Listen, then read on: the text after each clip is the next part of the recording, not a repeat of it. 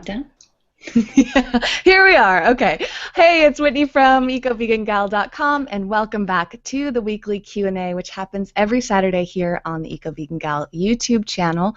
Today I have a beautiful guest who's beautiful inside and out. We're going to talk a lot about raw food today and desserts and all sorts of things. We're going to talk about running a business around things that you love. We may even talk about raising healthy children. There's so much to explore today, so I'm really excited about this. Before I begin, I want to welcome anyone who is brand new to these Q&As with a few details about how they work. So first of all, if you're watching the recording, the most important thing for you to know is that you can click in the YouTube description field down below the video and actually skip forward to different time codes in the video. So if you don't want to watch the whole thing or you don't have time, just look down there, see what we're talking about, and you can click forward and jump around however you please. And as you'll see, we answer questions live and that were previously sent in. So if you want to send in your questions for a future Q&A, there is a link down below for you to send them in. And we're also going to talk about a variety of different things. Christina, my guest, has a great book.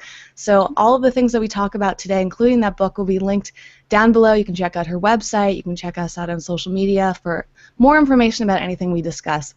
There'll be links for you there.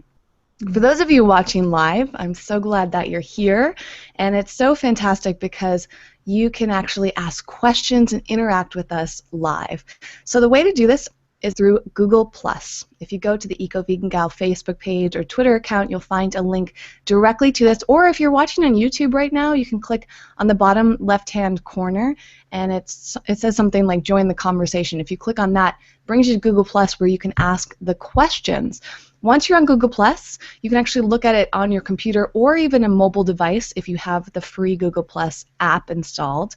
When you're there, on the right-hand side, there is a Q&A, there's like a little application built into it all, and you have to click at there's like 6 little dots up at the top corner. You just click on that. It opens up the Q&A section. You can type in whatever questions you have or comments that you want to share. You'll see there's a lot of interaction there. If you don't have a question, you can even +1 or bump things up, and each question that's +1 goes to the top, and we'll answer those in order. So it's really fun, really interactive. We're here for you today. And speaking of we, let me introduce my guest today. It is the beautiful Christina Ross from lovefed.com and for many other things. So why don't you give us a formal introduction to what you do, Christina? Sure. Okay. Well, I'm Christina, and I do many things. I started out with a wholesale company, Petit Raw, which is where I met Whitney back in 2008. Whitney was the one who encouraged me to use social media. I know this sounds like ages ago. We met at an event, and she encouraged me to use social media, and that kind of spawned the blog, actually. Over the years, I just started getting more and more savvy with Facebook, and I just remember people just asking me all the time for my recipes that I was using for Petit Raw, and can I share more with them? And the blog ended up being a perfect platform, which is www.love-fed.com, and that's where I spend most of my time working now, is just updating blog posts and working on recipes to contribute to different websites, and also to my cookbook, which comes out March 17th. And I've been working on it right here. Yay! It's wonderful. It is so wonderful. Purely decadent, simply raw, plant-based desserts. And I have to show some of these gorgeous photos in there. You have so many great recipes. Thank you. I mean, come on now. This one especially. Like, I don't know if I would make this. I'd just rather you come over and make this for me. But it's so gorgeous. For people that love to make delicious desserts, this is heaven. And healthy desserts, too. Oh, totally. I mean, yeah. wonderful. I wanted something that made me feel good. I could eat something decadent but still feel really good afterwards, if I don't eat the whole pie on my own, that is. So, portions are all there. Yeah, you definitely accomplished that. But that strawberry cake with all the white chocolate-coated strawberries, I usually have trouble even getting to the cake part because I eat all the strawberries off of the top. So Those strawberries look phenomenal. I wanted to actually read a part from your book that really resonated with me, and I think a lot of people will enjoy. It's in your introduction, which is so beautiful because you share the story about how you got started and how you started eating raw foods and making raw foods. And you say right here, right now there's a tendency to fall into food camps: raw, vegan, vegetarian, pescatarian. The list goes on. My feeling is that many of us are trying to do the best we can to eat consciously, and that judging one another on our food choices separates rather than unites us. I love that, and that's so true. I'd love to hear more about why you wrote that, why you have that feeling around that. Ever since I adopted a healthy lifestyle back in 2008, so many questions came about, from family to friends to total strangers, about what are you? So you're vegan? So you're raw? How much percentage do you eat raw? All these really kind of questions that I never was asked before when I ate just a standard American diet. So then I kind of felt with all these questions that I was being judged. A lot of times people wanted to know, and I felt like, why is there such a focus on that? And a lot of it was people wanted to know, what are you doing? It seems to look like it's really working. I want to know from that perspective. And then other people just wanted to know to categorize and classify you and call you something and just kind of know how to identify you, which there's nothing wrong with that. But I've always been the type of person who doesn't like to be put into a box, because I want to be able to flourish and grow. And I feel like that was put in unexpected expectations on me to people who were asking me. So let's say when I became pregnant, my diet shifted tremendously. The things that I loved, I wasn't able to eat anymore. The things that I thought I'd never eat again came back into my diet. There were so many different changes to my diet that actually when I would go to my local Whole Foods, people would see me buying things and say, I thought you were this. I thought you were that. What are you doing at a cooked restaurant? I thought you were raw. And so all these questions came about, and I was like, whoa, whoa, whoa, whoa. It doesn't matter, if I'm eating raw, vegan, vegetarian, gluten-free, dairy-free, soy-free, wheat-free, whatever it might be. I am who I am, and I didn't want really all the judgment that came along with it, because I know a lot of times there's these food wars on blogs and on the internet about how raw, how paleo, how vegan somebody is, and those things, I just feel like we're tearing everybody apart, like, rather than uniting us. And so I thought that was a really important disclaimer. I decided to use honey in my book, and so I wanted to also show people that I was flexible and I adapted to what I thought was a good choice for myself.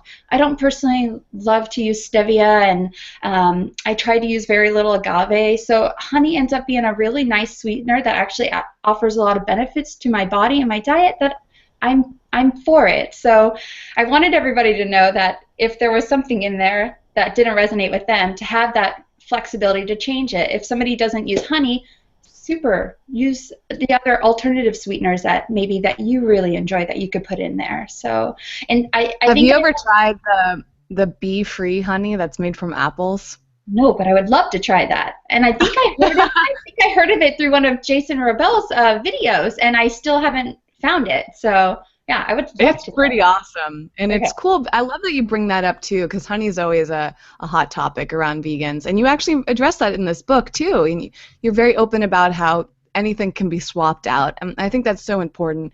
Just because you use honey doesn't mean that the people making your recipes are going to use honey, and vice versa. Like, whatever people want to add in or take out or replace, it's so flexible there.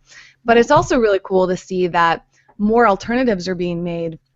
This bee-free honey company, I've thought, is such a remarkable product because it looks and tastes so much like honey, and it's made from unprocessed ingredients. So it's also just so cool how things are shifting, and people are responding to our desires for alternatives. And Absolutely. It just goes to show that just because something's one way today doesn't mean that it'll be the same way tomorrow, just like your diet. I mean, just because you eat raw a year ago doesn't mean that you're going to always eat 100% raw, or just because you're eating some cooked food today doesn't mean that you won't be 100% raw down the line. And I think that flexibility and that comfort and that confidence around that flexibility is is so inspiring. So thank you for sharing that. I think a lot of people will be able to relate to that. I feel like I had to come out to, it almost felt like a real coming out of, like a big secret that I felt I was suddenly living a life that everybody had pinned me to, and I was like, no, I'm experimenting too. I want to know what works best for me. I don't want to attach myself to any one thing. I want to really be able to grow with my body as it ages, as I go through different life stages, and keep it all really open, but really conscious. Know where my decisions are coming from, like how these foods feel in my body, what impact that they're making, and just really make a decision based in the moment, and that's right for myself and right for the world around me. And you know, it's not always going to look the same day to day. Not every day do I want to drink a green juice. It would be awesome if I did, you know, but not every day that's going to happen necessarily. So yeah. Well, I think this is a great transition into some of the questions that we have today, and I think that some of the people watching live might want to chime in and ask further questions. So I want to remind everyone who is watching live that you can submit your questions at any point during the conversation. We're just going to start off with, I think we have 4 questions today that we're going to lead with, and then we'll get into the live questions. So submit them when you're ready, when you feel inspired, and also if we talk about something and you have a different opinion on it or you want to share more information about it, please don't hesitate. I'd be happy to read that content aloud too. And as a reminder, please ask all of your questions through Google Plus instead of YouTube. So our first question comes from Juliana.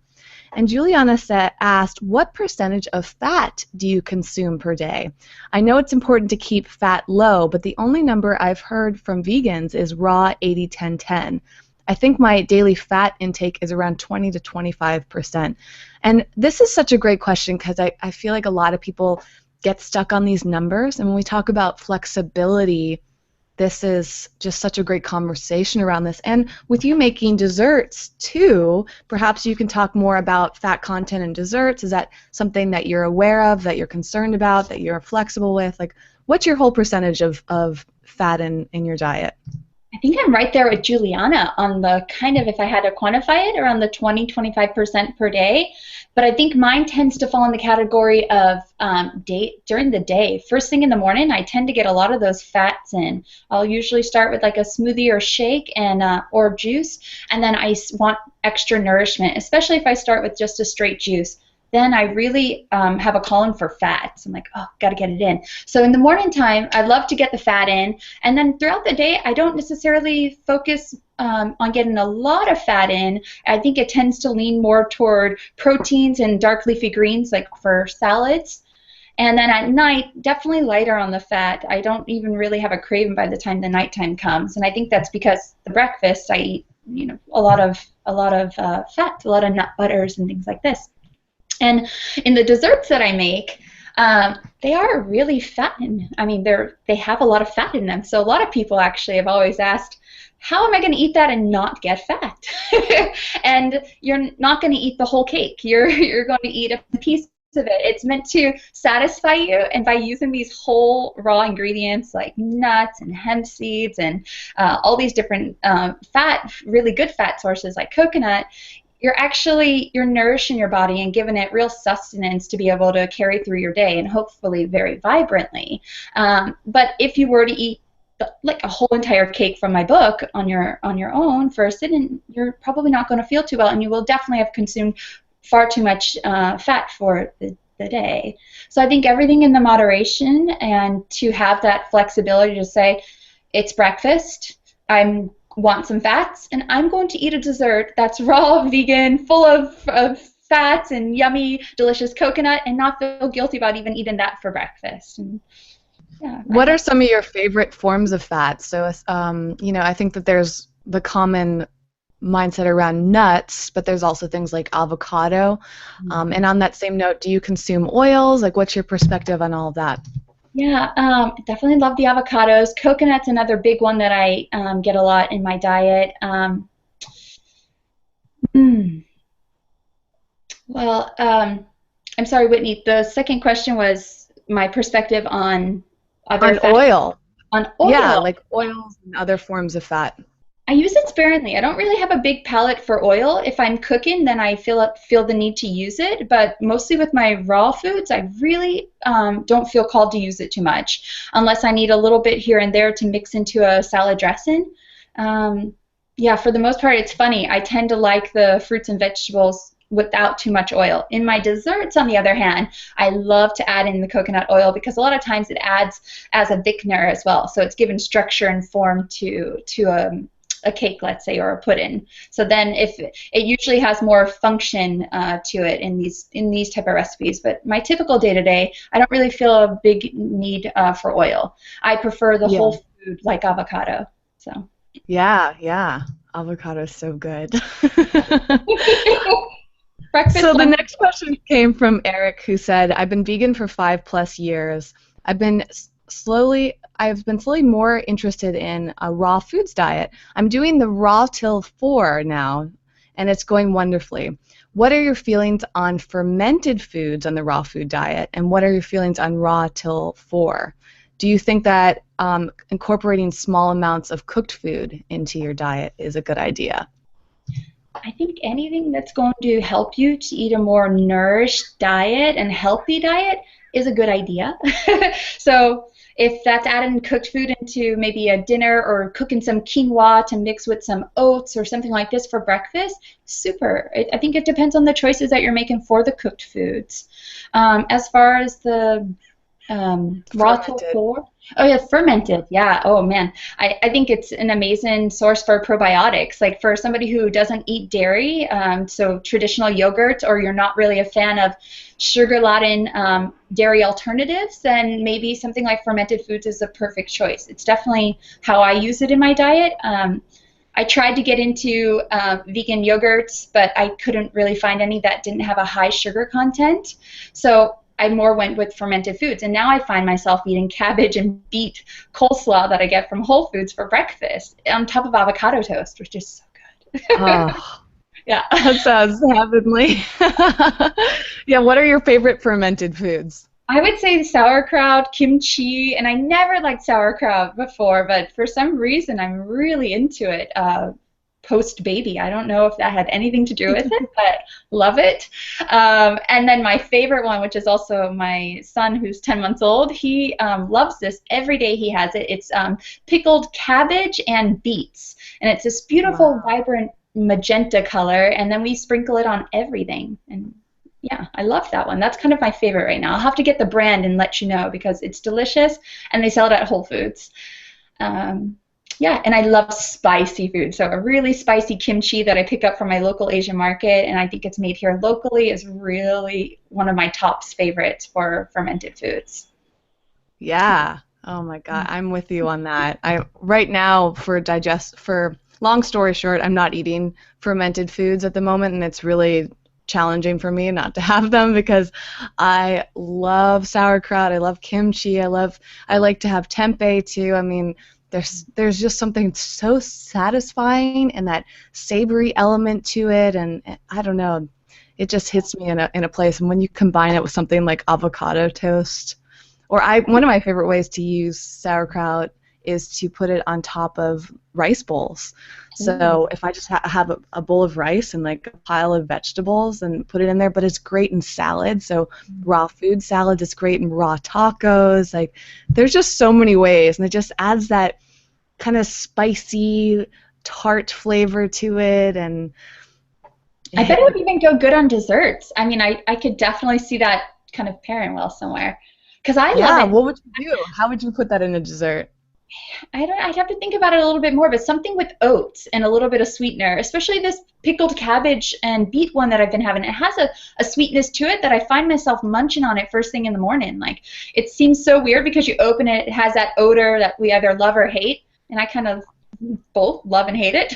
And when I open it up, it's kind of like, whoa, that's not usually the typical smell of my breakfast. And I just it's an internal craving for it. So it's even out of the control of my mind. I just feel like I have to dig in and have it first thing. And it's really probably my body calling out saying, this is what you need to start your day with, you know? It doesn't look like a piece of cake, but it's going to be what you need to feel vibrant today. So, yeah. Yeah, and that's interesting too about having savory food for breakfast. That is something that we're not really used to doing in the United States, but a lot of other countries, like especially the Asian cultures, they will eat savory foods for breakfast. And I was just watching a video the other day. It's someone who I think she was having pasta, for, like a savory pasta dish for breakfast. Quinoa can be really great. Miso soup is a really common thing for people to have in the morning. And it's kind of just changing that mindset. Why do we really need to have something sweet in the morning? It's probably actually better for our bodies to have something that's not going to like spike our blood sugar or like get us like super hyped up. And maybe that's why people choose to have it in the morning, because it gets them out the door when they're feeling groggy. But I feel like you have more sustained energy if you're eating something really savory and grounded. That's a great way to start off your day and keep you from overeating other foods or eating too many sweets during the day. So I like that idea of switching things up between sweet and savory breakfasts. Totally agree. I've really been conscious of that this week in particular because I noticed my dependency on starting the day extra sweet, like bananas and sweetener and almond butter on a piece of toast. And I'm like, no, I'm going to go for the savory stuff this week. So I've been doing a lot more of quinoa bowls for breakfast and not adding sweetener to them and just keeping them more on the savory side. And it's been really delicious. And I don't have that dependency to want more sweet later in the day. So it's and it gives me this sustained energy up until about 1 or 2 o'clock when I go for my lunch. So there's something to be said about that. Yeah, I think it's good advice to at least try it. Yeah. So going back to the Raw Til 4, we had a few questions about that. Jessica had asked that. Somebody with the username A Wandering Vegan had asked till Raw Til 4, and a lot of people say they love it. They feel amazing. Do you know that much about it? Because this is something I just started learning about maybe like a few months ago, probably under 6 months ago was when I first heard about Raw Til 4. How about you? Have you heard, do you know anybody who does it? Or no, and it hasn't even come in my circles, to be honest. It's just something I've seen on hashtags, really. And I think it's probably something as simple as you eat raw all the way up until 4 o'clock. Is that? Yeah. So, I mean, I don't know a ton about it. I'm guessing that it's that simple. I think it kind of started around the 80-10-10 movement, so the low-fat raw foodists, the high-carb raw foodists were realizing that incorporating some cooked food into their diet later in the day could be a good decision for them, and I don't know if it had to do with cravings or if it had to do with balancing themselves out, but to me, it sounds awesome because I've always struggled with being 100% raw. The times that I've tried it, I'll be able to do it for maybe a few months max, and then I'll start wanting to eat cooked foods again. And, you know, you're not the first one to talk about eating cooked foods after you've been eating raw foods in a while, Christina. Like, almost every raw foodist I know, they might be doing that from a professional standpoint, but in their own personal life, they still eat some cooked foods. And I feel like there might, I don't know, you know, if there's like an ideal way about it, but that idea of eating raw foods for most of the day, whether it's 4 p.m. or 6 p.m. or whatever you feel like it, and then having some really healthy, unprocessed cooked foods at the end of the day, why not? I mean, and if that is for someone like me, takes off the pressure of being 100%, I feel like that's great.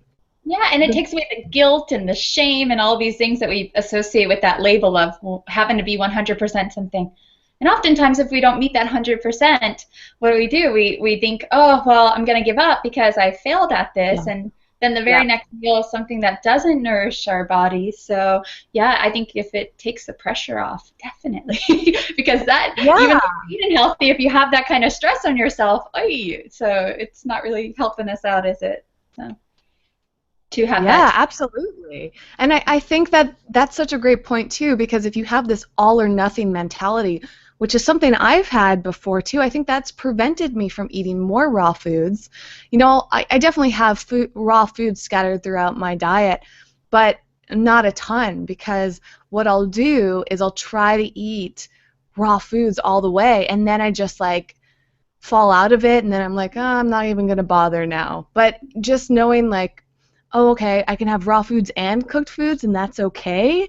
And maybe splitting them up, like half of your day is raw, half of your day is cooked, and not necessarily combining them. Like those are different ways that we can experiment with how we eat, and that taking away that all or nothing approach and realizing that you don't have to do something 100% in order for it to be effective in your life is beautiful. So from what I know of Raw Til 4, I think it's awesome, and it sounds like Christina's on the same page with me there. So the last question that we have here before we jump into any live questions, so we're going to go to this last question, but beforehand I wanted to remind everyone to start sending in some questions. So you can talk about anything today. Christina is an expert on raw desserts, and she's been doing the raw diet and kind of her own version of Raw Til 4 in a way, and also about raising healthy children. We don't have any questions for that prepared yet, so if anybody has them and wants to ask, please send them in on Google Plus in the Q&A app. So the last prepared question we have here, I actually don't know who asked this one. It might have come in on social media at some point. But the question was, how do you deal with not eating junk food like chocolate? I'm allergic to gluten and milk, but still indulge. So it's funny to me that the word chocolate gets associated with junk food, and I bet Christina's going to have a completely different opinion on that one. Oh, chocolate's kind of like my saving grace. I think a lot of times I don't really have any vices, so that I think chocolate would be my vice. I wouldn't really call it junk food because I think it's very beneficial. I think it's super nutritious, and it actually makes us happier. There's studies that show that there are chemicals in the chocolate that actually boost our serotonin levels and make us happy. So yes, I wouldn't call it junk. It was once referred as gold, as good as gold, and well, in terms of talking about the differences between different types of chocolate too, because I feel like the reason that people associate chocolate with junk food and indulging and kind of like this guilty thing that they shouldn't be doing, your book kind of proves that you can eat chocolate in such a healthy way, and it can really support your diet and bring you joy, and it's not going to help. You're not going to gain a ton of weight from a high quality form of chocolate, and you're not going to break out and have acne or have all of these health problems. If you eat the right kind of chocolate and you make unprocessed chocolate desserts, it can actually be very beneficial to you, and definitely not junk. So I would love to hear more about how you view chocolate from that perspective, from a health perspective, and how some of your desserts are actually supporting a healthy lifestyle. So yeah, I guess the main differentiator is the types of chocolate. So there's processing to most chocolate bars that are out there, especially if they're not labeled raw or vegan. And those usually have chemical additives to them. They have lots of sugar. They have milk fat. They have, we already talked about the sugar, lots of additives to it. And they also go through chemical processing, which actually strips the chocolate of its nutritional profile. So the chocolates that are mentioned in my book and the ones that I eat, I dare say almost daily, I want some now, is raw chocolate. So it's actually, I kind of look at it as reconstituting the bean that you would find on the tree. It's taken the fat that's been pressed out of the cocoa nib and the powder that's also been pressed out of the nib, and putting those back together with a little bit of sweetener. So if you were to make chocolate at home, if you had time to do it, it actually doesn't take much time. You could probably whip up a bar in 15-20 minutes. You're reconstituting what you find from the tree. These beans have been fermented already, so you're actually getting, again, those really good fermented foods into your diet through the raw cacao beans. And it can be a really good, clean, smooth energy boost as well. I know for myself and a lot of my new mom friends, we don't want to consume caffeine, extra caffeine, coffee, or even caffeinated teas, especially while nursing. So the cacao ends up being like a really nice medium for us to be able to help jumpstart those days that I've only had like an hour or two of sleep. So I think it can be used. I think it could be used as a natural stimulant, but from time to time, and to be really careful with that, because you can have a dependency on it. Even though it's really helpful raw chocolate and you're putting vitamins, minerals, nutrients into your body, you're still creating a dependency for something to help jumpstart your day. And I think that that's, at least for me, where I have to be really mindful. So for somebody who has a tendency to eat, to have addictions to certain foods, or to just eat emotionally, chocolate might be something that you want to eat sparingly and maybe not make it a daily type of food. And as far as the chocolate bars that you find at stores that have been processed, chemically processed, and have all these additives, I would stay away from that. If your goal is for weight loss, or if you're just looking to eat a cleaner, healthier diet, then those are things that you definitely don't want to put into your body to support those decisions. Yeah. Yeah, pure cacao powder. People are always wondering what's the difference. The cocoa powder, the cacao powder. Is it just a funny spelling of it? And it's really just the fact that there's no chemical processing to the cacao powder. There's no additives. What you're getting is straight from the tree, the beans being fermented, dried out, and then separated into fat and powder. And then whereas the cocoa powder that you can find pretty inexpensive and pretty much anywhere has the sugar added to it already, and it has probably very little low cacao percentage in it. And again, that's the type of things you want to stay away from. And I recommend in the book too, when people are making chocolate, if you don't have time to make your own raw chocolate, then what you could do is buy 100% pure a bacon bar of chocolate. And I kind of grew up in the South a little bit. I'm not saying bacon, I'm saying bacon. My G's don't come out right, just to be clear. You're going to buy a bacon bar and melt that down.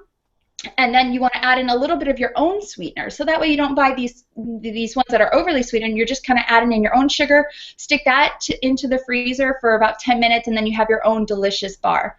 I mean, you could even add in like nuts and goji berries and hemp seeds, make it super extra nutritious if you wanted to make your own decadent candy bar that was sweet. So yeah, I'm with you, and I think that's such great advice to share, because I'm one of those people that wants something really unique, and I have kind of all these particular food preferences and sensitivities, so I get frustrated easily when it comes to desserts. And it's so empowering when you know that you can make your own. And so I love to do that. I love getting a chocolate bar and melting it and then adding in my own ingredients and then putting it in the freezer, and you've like recreated something, you know, from something so simple. And the same goes with making your own raw chocolates. It is so simple, and you're not exaggerating. I would beg to say that it would only take a few minutes to make your own raw chocolate bar, because it's just cacao powder, coconut oil, and cacao butter, or right? Are those the top three ingredients? Yeah. And a sweetener, because it would be quite bitter if you didn't add a little bit of something. So like ground coconut flour, or some type of coconut nectar, your favorite liquid sweetener, or like a really finely ground powdered sweetener like coconut crystals. Yeah. There was a time where I was really into making it myself, and I still have all the ingredients. Now I'm very tempted. I actually, well, I was going to share, and I wanted to hear your opinion on it. Right now, I'm eating a low histamine diet because of some body things going on with me, and one thing I can't have right now is chocolate. So all this talk about chocolate's like a little bit of torture for me. And I haven't had chocolate in like a couple weeks now. And it's really not that hard. One thing I've really I've just swapped for it is carob. So do you ever work with carob in your recipes? And what do you think about carob as a substitute for chocolate? No, I don't ever work with it in my recipes, because I can't get around the flavor, the taste of it. I think I need to work with it more. You know, if anything, I have to play with it more. I'm really inspired to eventually play with it, because right in front of my house, I always pick up the carob pods and I shake them for musical instruments for my son and his friends. So I know they're there, and I know I can just put them in my dehydrator and make my own powder. So I think that inspires me to eventually start playing with it.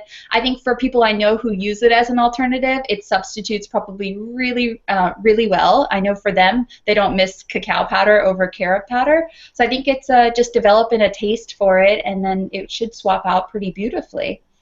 Yeah, it's pretty magical. I mean, I've always liked the taste of carob, and actually when I first started learning about the raw foods diet, there was this awesome company in LA that made these, I don't know if you remember this, but it was in 2005, I think, and they made these raw chocolates, but they were made with carob instead of cacao. They were called Carabellas, and they were so divine, and they don't exist anymore. It's such a bummer for me not eating chocolate right now, so I've been trying to like recreate them, and I feel like you can just swap carob for cacao like one for one. But it definitely has a different flavor, and it's like reminiscent. It's kind of like how nutritional yeast is reminiscent of cheese. Yes. That's like how carob is reminiscent to chocolate, in my opinion. But if you're not eating chocolate, try carob powder or the pods. And in Southern California, we have trees all over the place with the carob pods. And once you know what they look like, they're like these long little legumes, and they have like usually 4 seeds in them, and you can just wash them off from the ground and chew on them. They're super delicious, and they do make great instruments, apparently. Because I was told the trees in front of me, and I looked it up, and so the carob that I must call in carob, it's about this long, and they're kind of rectangular, and they have lots of little seeds in there. Yep.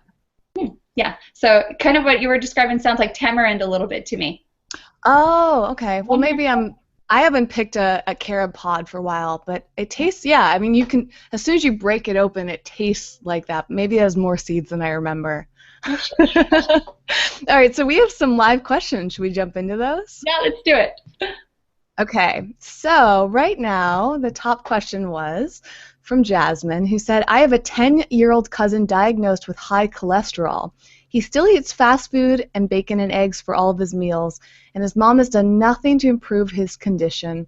I feel like it is my duty to help, but how do I help them to change? That is such a great, heartfelt question. For you and your experience, Christina, and I'm sure you run into this pretty frequently, especially now that you're a mother, you must be, you must run into people. Maybe you have a lot of friends that have children, and it's you guys think alike. But outside of your circle of friends, when you run into other mothers or families with children, and the conversation about eating healthy comes up, do you ever find yourself giving them advice, or maybe just in general in your life? Like, what would you do in a situation like this? Well, yeah. First of all, I think it's amazing that that you're reaching out to help. I think that intention alone is going to be the most powerful arsenal in helping to make some type of change, because I've had personal experience with my own family, extended family, from my mom and dad to my siblings even, and it's a long road. And what I've learned from that experience, I got so passionate and so excited about the way raw foods and healthy foods transform my whole way that I experience this life in this body and spiritually as well, that I instantly wanted everybody to experience the benefits. And so I actually pushed my family away. I haven't seen them in over 6+ years since the last time I went back, trying to feed them all the foods that I was eating. So what I learned from that experience, and I am going back next month actually, so I'm finally making the journey to go do that, but I'm going to go with a different approach. And so I guess I would say to that is, people have to be open and ready to receive that kind of information, is what I've observed. And I think it's always best when they ask you for the advice rather than unsolicited it, as far as really applying it to their lifestyle and really hearing you out. That's what I've experienced with that. So I think the best approach would be something along the lines of with your nephew, is to make a delicious treat. Don't talk about everything that's in it. Just make it from the place of wanting to nourish his body and feed him something good, delicious, and healthy, and let him enjoy it, not knowing that it's health food, that it's vegan, that it's raw. And then over time, they'll probably just continue to ask, can you make my favorite dish? Can you make my favorite dish? And they don't feel like they're signing into some type of cult or something that feels unfamiliar to them, whatever their perception of it might be. And I think that keeping that intention of wanting to help and doing it in that very non-jarring way for somebody who doesn't eat that way would be the most gentle approach to do it. There are so many ways that you could educate them, but if somebody's not open to receiving that information, it's not necessarily going to register with them. And Yeah. so Yeah, absolutely. that's where desserts, that's why I got started with the desserts, Whitney, because how could I feed somebody and myself something nourishing without necessarily having to say that it's super healthy or it doesn't have dairy, eggs, flour, all this kind of stuff? Dessert was kind of like that beautiful segue into like, here, just eat this beautiful thing that I made. It's, by the way, it's healthy. If I felt like I could tell that to that person. So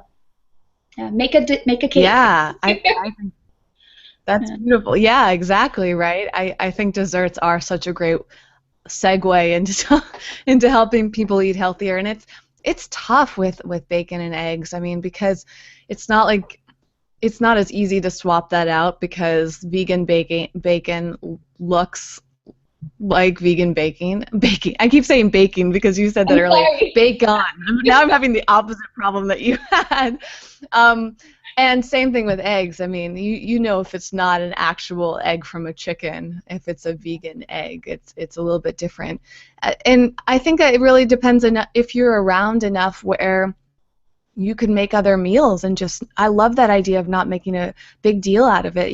If these are people that you see on a regular basis, see if you can just help out in the kitchen and just don't even say like what you're going to make. Just say, hey, can I make you guys breakfast? And if they try to make a big deal out of, oh, we don't want the vegan thing, say, don't worry, like I've got this new recipe I really want to try and you guys are going to love it. Just like find ways to take the attention away from the fact that it's vegan and healthy and that what they're eating is bad, because I think that is a huge issue, and even comes back around to what we were talking about earlier, Christina, with like what's right and what's wrong. Like, oh, you're raw but you're eating cooked food, or like, are you cooked or are you raw, or do you eat honey or do you don't? Like these kind of like black and white lenses that we can look through the way that we eat or the way that other people eat.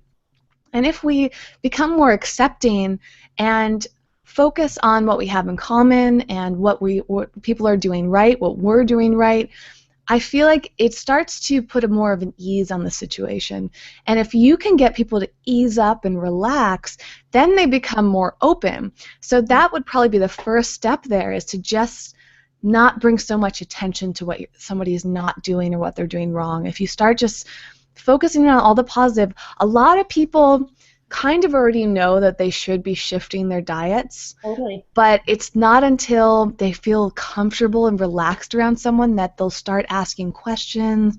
They'll start being like, hey, I do want to try this. I mean, you could even, a great strategy that a lot of people use is just, if they're going to eat something in front of you, like make something completely separate for yourself, or go out to eat and order something separate and just eat it in front of them. And almost every time I've done this, somebody will say, oh, well, what do you have? And you can just, oh, this is so delicious. Do you want to try a bite? And it might not happen overnight for them to switch and order that, but you never know, or to want to make it, or like Christina said, to ask you to make it for them. If you act like you don't care, you're unattached over whether or not they eat it too, a lot of people will be like, takes the edge off of things. And yeah. And especially with kids, I think they're easier to reach because they are open. And if you invite the kids over for taco night and you're mixing together lentils and quinoa, or if you wanted to do it raw with walnuts and you're seasoning it with the same taco mix, oh my gosh, the kid is not going to say, this does not have ground taco meat in it. They're going to say, this is so delicious, give me more. And I actually have a taco recipe on my blog if anybody wanted to check that out. I think that's just a perfect, fun family meal that she could introduce. Who was our question? I'm speaking to her directly. Jasmine, you could totally host a taco night at your place and nobody would ever question whether or not there was meat in that dish, whether there was dairy or not, and everyone would be so happy. They're going to want to come back to your house for tacos, let's hope, and I think that's very approachable. Yeah, absolutely. Absolutely. Or you could have like a breakfast party or brunch or something. Just invite them over or offer to go to their house and make it, and just don't say anything about the ingredients. Just make it with love and excitement and passion, and it's contagious. And if they turn their nose up to it, that's their preference, right? You can't force them to eat something if they don't want it. So it's hard. Yeah, and not to push anybody away. It's like I think I learned so the hard way with my immediate family that it broke my heart for so many years, and I took so much of my own energy and mental space of just trying to, how can I get them to do this? And I was really trying to force my way, even though it was coming from a really good place. My energy wasn't being utilized in the way that it could have been to help even more people if I would have just been being the example. And then kind of meeting them where they're at instead of trying to push them to where I was at. So just meet them where they're at, and just kind of little bits here and there. And over time, with all of these wonderful intentions, things will happen. Things will shift. Just maybe not in our time. We have to let go of that control that we have sometimes. So. Mm-hmm. Absolutely. And it's hard too, because as Jasmine brought up, this is a 10-year-old and he has high cholesterol, so it feels so urgent. Mm-hmm. And I think that is really challenging. Another friend of mine's dad is going through pretty bad cancer right now, and his dad has been really open to trying some quote-unquote alternative things to heal himself, but at a certain point he just said, I don't want to do those things, and that it's really hard and heartbreaking when somebody's health is rapidly declining and they don't want to do something, but ultimately that's their personal choice, and it feels so frustrating. I think most people can relate to this. I worry about my family's health too, but it's their lives, and the best I can do is just love them and support them emotionally, and if they decide they want to try some things that I recommend, they'll come to me when they're ready about that. And it's a hard thing, but it's just part of so many of us are in this boat together too, and I think it's just reaching out to more communities too, and asking people, what works for them and their family, for anyone who's seen this openness, and as even so in mom groups, certain mom groups that are on Facebook, you could ask questions like that and just get really good feedback of like what has worked, and there's just find support in that area too, because that's not easy. Yeah, absolutely. All right, so the next question comes from Megan, who said, I would love to hear about how Christina started her business. I'm starting my own website, but it feels overwhelming. Any beginner advice? It always seems overwhelming in the beginning if you look at the big scope of things. So I like to say I have a motto now. It used to be day by day, moment by moment, and now it's diaper by diaper, because But, so just with the website, take it one post at a time, and just know that things are going to grow organically, as long as you put intention toward it every day, doing even something as small as maybe writing an email or writing a post or jotting down an idea somewhere. These intentions over time are going to fill in the content that you're looking to create. Was it a blog specifically or a business in general? I'm not sure. Maybe, Megan, you can specify exactly what your website's about, but while we're waiting for that, do you want to give the little backstory about how you started your business? Because you talk about that in the book, so I know your story, but maybe you can give the Cliff Notes version. And it's such a great story, actually. My favorite part is what you started discovering, I think, in the alleyways, if I'm accurate about that. So I would love for you to share that point, too. Alleyways. Was it an alleyway where, I don't want to give it away yet, where you started discovering certain tools that you needed? Oh my gosh! Or was it the street? Maybe it was just the street corners. I don't know. I envisioned the alleyways. So I want you to share that point. Yeah, that's pretty magical. And okay, so I met my beloved. We fell in love in 2008, and instantly we both were at this path in our lives. We wanted to eat healthier, and he's from France, and I grew up on a standard American diet my whole life. He was pretty trim, fit, healthy, and I felt like I could lose a little bit of weight and just feel more vibrant. So we started eating raw foods together almost immediately once we met. And he came home one day after surfing, and I had gotten off the couch and said, I'm going in my kitchen and I'm going to make some delicious dessert, because at this point, after doing 2 weeks of Raw, we still hadn't eaten desserts outside of fruit. So I started whipping some things together with the ingredients we had on hand, and it tasted really good, but I wasn't sure if I was on the same page. Like, I had never made anything in the kitchen aside from burnt toast prior.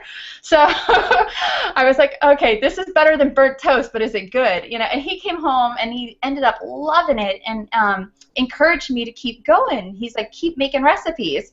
And I kept going with it, and over time I was like, maybe I could quit my day job and make this a business. I really want to share these foods with people, and I think I have a gift for it. And it was really just things that I was channeling through inspiration. I would go into my kitchen, I was looking at these new ingredients that I wasn't used to using before, and they were exciting to me. I was not coming from a place of like limitation or anything. It was a whole new world of excitement.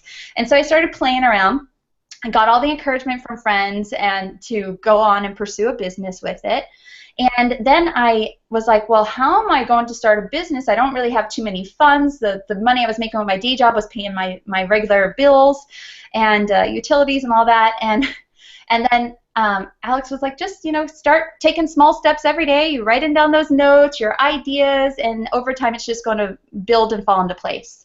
I kid you not that I was literally like one day wanting a food processor. I went into work one day and I knew I was getting ready to make a complete jump and shift in my career and start my own company. And I asked one of my colleagues if I could trade her 5 of my nice business suits for her food processor that she had already told me she never uses.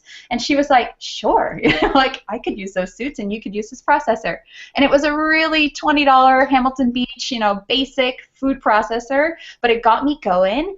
And then from there I was like, okay, well, I need a little kitchen space, and I wasn't ready to move into a commercial kitchen. So Alex and I were on a walk one day and we found these beautiful stainless steel countertops, like somebody had just thrown out in the alley, and we started to grab those as well. And just every piece of information or necessity item that I needed for my business just started to come right onto me. Like, so then I just adopted this philosophy of you have everything you need in the moment that you're in, and to trust to thrust through the hard times. Because when starting a business, it could seem like, oh my gosh, am I going to be able to support myself? Am I going to be able to really launch this the way that I want to? Am I going to reach people? So many worries and so much doubt. But when you take such a big risk like that, I think it's important to have some type of affirmation or mantra to remind yourself that you're on track. And I feel like you're supported, and you know you're supported when you start to acknowledge the magic that's happening. Like for me, when the food processor came my way, the tabletops came my way, I was noticing that those, for me, felt like signs of like, you're on track, keep going. They felt like cheerleaders, you know, on my side.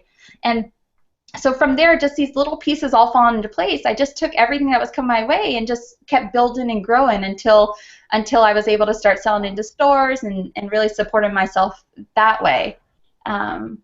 So yeah, I think just leaving room for to really trust in what you're doing. As long as you know you're working toward it and you're not just coasting, you're really putting intention in it every day.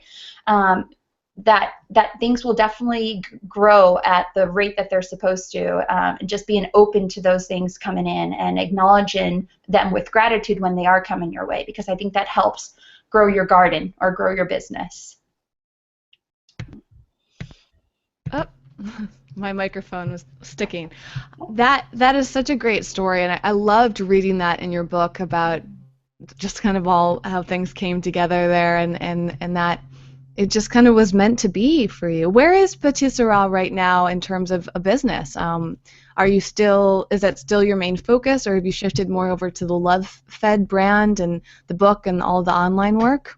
Yeah, really, I've shifted it. I think wholesale for me just felt too business. It was really like I'm a very creative person. I like creating new things all the time, and I felt like that was holding me back a little bit for that potential. So I think I leave it open because I like to leave things open to possible investment maybe coming my way and being able to hand off what I've set up to somebody who wanted to run with it. But for me, my focus really is Love Fed and just building that. I want to build more of a space for moms on there. I want to build community for relationships. You might actually like this, Whitney. I have Alex and I will have been together for 7 years in March, and we're doing a 7-day cleanse for our 7-year anniversary. And those are kind of things that I want to give back on Love Fed. I want to show people how we can use our relationships with our loved ones and with ourselves to flourish and grow together. So I think that's kind of where everything is shifting for me. Yeah. That's wonderful. Well, you're doing great work, and I especially love it when you do your YouTube videos, so I'll be sure to link to all of that stuff down below. Megan actually clarified here that she said her website's going to be a catch-all reviewer, so more of a blog. I would like to be the place where people go when they have a question about a vegan product. I think book critic, but for all things vegan. So that's wonderful. I mean, business is a huge passion of mine, Megan, and I have some more resources coming up for running vegan businesses, and that's becoming a bigger part of my brand and what I do. So I certainly could have a lot of different thoughts on what you just said and would love to share, but we'll move on from that today, but stay tuned. I have a lot more going on to offer soon. So I think we should wrap it up. I'll give people a moment to ask further questions. Actually, Megan had one more question here. And Jeffrey, I see your question. I'm not going to focus on that today, but I'll definitely put that in my list to answer because I think that's a really great question. And just because we're wrapping things up today, it's not a topic that I want to jump in because it's not a short answer. But Megan said that she's been eating very cleanly, which involves a lot more raw food than normal. She feels a boost in energy and no headaches, but she's been breaking out more than usual. Do you find that that's common when transitioning to the raw food diet, or do you hear anything about acne and related to that shift or to certain foods? Any knowledge around that, Christina? Well, I just from personal experience, I think it could also just be a symptom of just the body kind of adjusting to this new way of lifestyle. I don't think it's necessarily something to say you're not on track. I think it could just be a release of all the toxin in the body, the toxin buildup. That's kind of, if you're really diligent with the clean eating part, I would say maybe that could be why. But to keep going with it and to always strive for even cleaner alternatives, maybe what you might think is clean, if there's a even cleaner version of it, and see how that feels in the body. But I think that's probably just a normal sign of release of toxicity. Yeah, I would agree on that too, and it can be so many things too. It could be hormonal changes that are just kind of coincidental. I mean, there's so many different things. Or stress can cause acne, lack of sleep. I mean, oftentimes it's the body's sign that one or two things. Or three things, I should say. It's either you're detoxing from something, as Christina said, something's off balance, so it might not necessarily be related to food, or it's a hormonal or biological thing, genetic thing. Like, there's so many factors that go into it, but usually when it comes to like the genetic thing, that's usually related to more severe acne. If it's just like a few little pimples coming up, a few little breakouts here and there, I would just examine everything going on. And something that's really helped me a lot recently is keeping track of what I'm eating and keeping track of how I'm feeling and other symptoms I'm having. There's a great website called chartmyself.com, and that allows you to enter in like all the factors from your day, including like the weather, the temperature, the humidity, like all these different things, plus the symptoms that you have and what you've been eating and if you've been exercising, how much sleep you're getting. And if you're starting to get new symptoms that you can't quite pinpoint why they're happening, I really recommend tracking your symptoms for at least a week and then looking at it and seeing where the common thread is in terms of, is there something that seems to be more related? Because a lot of times off the top of our head, we can't pinpoint those things, but when we start to track it, then we really see what's going on from a broader perspective. And if you do decide to see a doctor or something about these breakouts, then you can bring them your log, and that actually helps them a lot out too. And a lot of doctors, nutritionists, and dietitians will recommend this anyways. So let's wrap things up. Graham just asked real quick, do you eat any kind of meat? And I don't eat any meat. Christina, do you care to answer that question? At the moment, no. I did during pregnancy, and but no, at the moment, I've transitioned myself out of it. It feels most natural now. So yeah, no. Yeah, short and simple. I mean, most of my guests that are on the show are vegan or at least vegetarian. Some of them are flexitarians, but generally, most people that are on this channel are 100% vegan, or meat is like a occasional dietary supplement, but not a it's the exception, not the rule, I should say.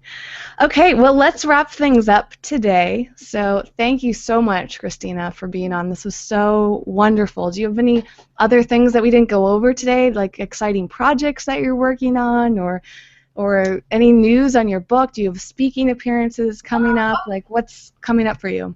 The launch party is on March 14th at Lazy Bones in Santa Monica, and it's going to be a really fun event that I would love to see people out at.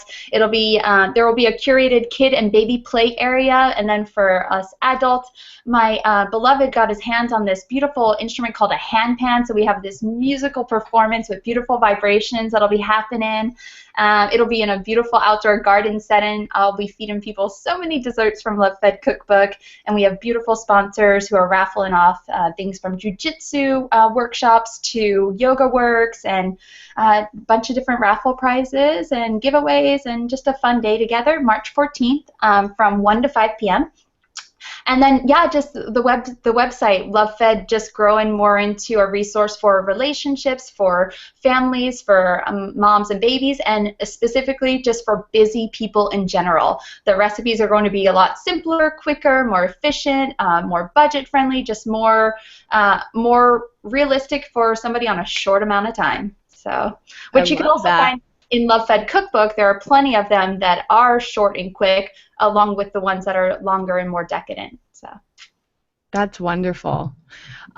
Thank you so much. I love everything that you're doing, and what you're working on with your website is just so needed. And the amount of love, I mean, the name is really represents the energy that you put into all of your work. And I've always thought of you as just a lovely person, and I love that name, just feeding yourself with love, from your food to your choices in life, and all these different ways that you can look at life more compassionately. It's just so sweet and appreciated. So thank you so much. And as I mentioned, I'll link to her website and her book and social media, her YouTube channel down below, so everybody can find that. Thank you for everyone that sent in their questions today. And as I mentioned before, if you have more questions, you can submit them anytime, and I'll bring them up as soon as possible with future guests. These Q&As happen live every Saturday on the Eco Vegan Gal channel, except there's a couple Saturdays coming up that things are going to shift. One of them is the weekend of March, I think it's the 6th, because I'm going to be at the Natural Products Expo the whole weekend. Are you going to be at the expo, Christina? Yeah, I'll be there with Essential Living Foods. I'll be there with advanced copies of Love Fed, and then I'm also going to be creating some delicious recipes using their new product line. So yeah, where can I find you? That's awesome. Oh, that's so exciting. I'm excited to see you there. And if anybody else is going, be sure to check out Essential Living Foods. Makes wonderful superfoods. So that seems like in perfect alignment with what you're doing. And I'll just stay tuned. I don't have a guest lined up for next week yet, but I may have one. So you can always find out what the schedule is for the Q&As and who the guest is. I post that on Fridays, and then I further promote it on Saturdays on the Eco Vegan Gal Facebook, Twitter, and Google Plus accounts, plus it'll show up on YouTube as well. So don't forget to check out the links. They will be down there by Monday evening, typically is when they all get up there. I'll put a few up there tonight right away so that you have Christina's information for all of you that are eager. And I will see you next time. Thanks again, Christina. I can't wait to see you soon. Congrats on the book and everything. And have a beautiful day, everyone. Bye, guys. Bye, Whitney. Bye. Thank you. Oh, hold on a second. Whitney, I